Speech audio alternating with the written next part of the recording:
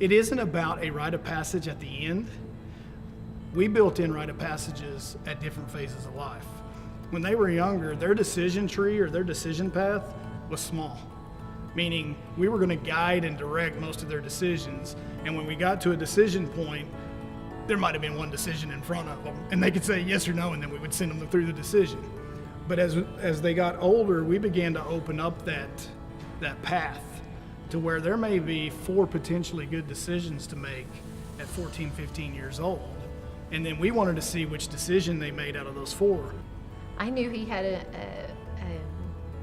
a bent towards adventure from the time he was little. I thought, oh, I'm gonna have to enjoy him now, because the minute he can, he's out of here.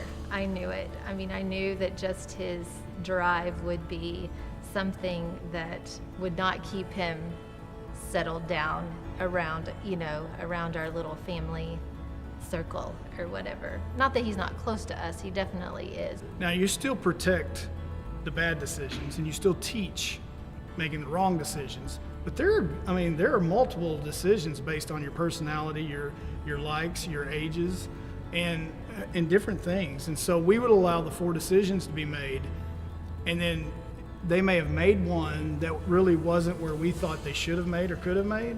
So we use that as a coaching opportunity to say, okay, you made the decision.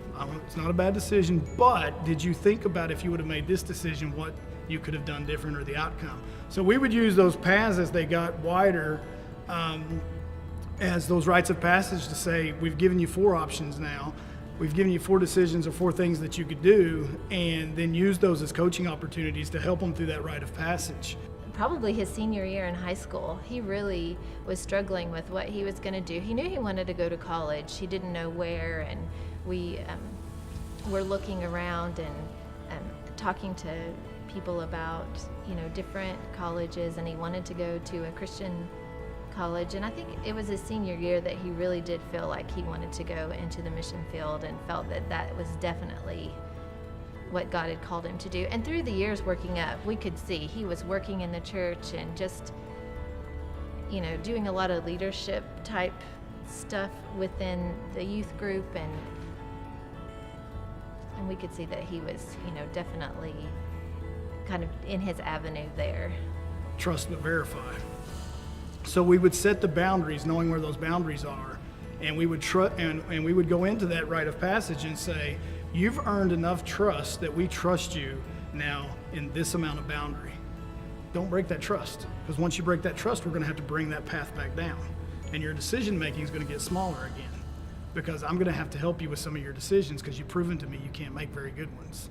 And so they knew going into them, and that's why they're really, unlike at least how I grew up, there were no curfews.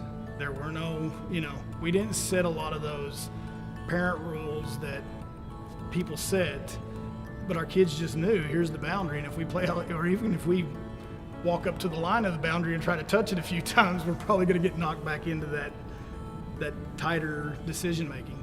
So the rite of passage for us is probably, we gave several through life, so that when it came time to make the big rite of passage, I'm going to college, I'm getting married, we're doing this, we were more comfortable at that point. But the real job we had to do was not throw our mental models and our preferences into that decision making, and say, we taught you to seek, understand, know, and pray. And then if you've done that, then we have to trust that you know what you're doing.